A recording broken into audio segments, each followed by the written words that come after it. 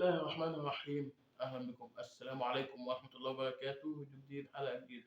وزي ما قلت لكم النهارده احنا في اول شهر على طول قلنا هينزل فيديو، ده اول فيديو. بورسعيد، يوم الدم والدموع. يا صديقي يا صديقاتي المشاهده، في مثل هذا اليوم 1/2/2012 حدثت اكبر واكثر مجزرة في تاريخ كرة القدم المصرية، ألا وهي حادثة بورسعيد الذي راح ضحيتها 72 شهيدا من جماهير النادي الأهلي. تمام. شوفوا، أنا من دون أي مش هخش في تفاصيل الكلام اللي اتقال ده أهو. أنا هقول كم نقطة إحياء وتخليدا ذكرى شهدائنا، شهداء النادي الأهلي. حضرتك، أنا مشجع كورة. تمام، انا مشجع. انا بروح اشجع كوره لان انا بحبها. اي نعم، انا متعصب. كل واحد بيتعصب للفريق بتاعه. كمثلا انت انتمائك للنادي الاهلي، انا اهلاوي متعصب. انت انتمائك لنادي الزمالك، زملكاوي متعصب. النادي المصري والانديه الجماهيريه وهكذا. تمام. 1 فبراير حدثت اكبر مجزره في تاريخ كره القدم، هي مجزره بورسعيد او احداث بورسعيد التي قامت 1 فبراير 2012. خلينا بس نقول كام حاجة. حضرتك أنت كمشجع كورة، أنت لا ليك إن أنت تتعصب، أو أنت ماشي أنت أهلاوي أو مشجع الفريق اللي أنت بتشجعه، ولكن في ناس بقى عندهم الفريق اللي يخسر يدبحوه. أنا ماليش دعوة بقى. حضرتك،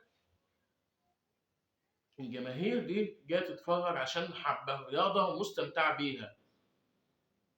وماتش كورة يا عزيزي المشاهد أو يا عزيزاتي المشاهدة، توصل للقتل وتوصل لأقصى القذارة اللي حصلت في هذا اليوم، في مثل هذا اليوم؟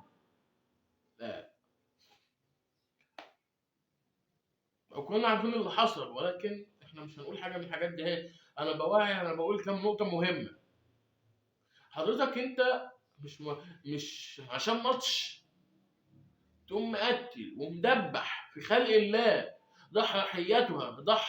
راح ضحية الجماهير دي أطفال ورجال ونساء وسيدات وأطفال 72، وفي منهم اللي اتحبس واللي اتحكم عليه بالإعدام من الناس اللي قتلت الشهداء دول.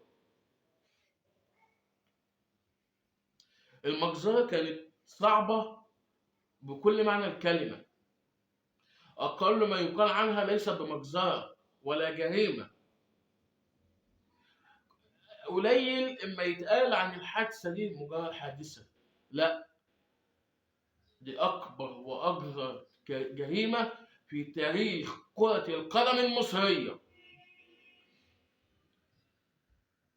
حضرتك أنت خد بالك، أنت بتروح تشجع عشان أنت حابب اللعبة دي. الناس، أنا كمشجع أنا بشجع كورة،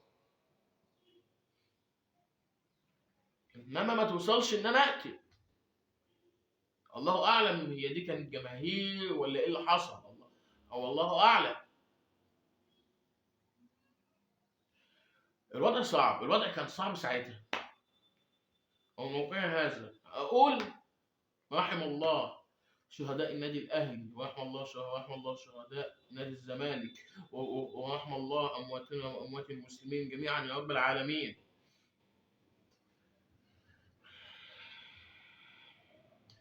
في مثل هذا اليوم كل سنة بنخلد ذكرى شهدائنا شهداء النادي الأهلي 74 شهيد.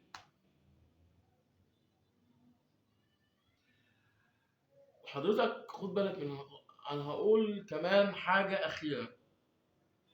حضرتك أنت كمشجع كورة، أنا كمشجع كورة، أنا ليا إيه إن أنا أشوف فريقي بيكسب. فعلا أنت كمشجع كورة الفريق أنت بتنتمي ليه، أنت المفروض تشوفه بيكسب. خسر مع ان المجزرة دي حصلت. لا، المجزرة حصلت ايه؟ النادي المصري كسب 3-1، كان فوز في الدوري، كسب 3-1.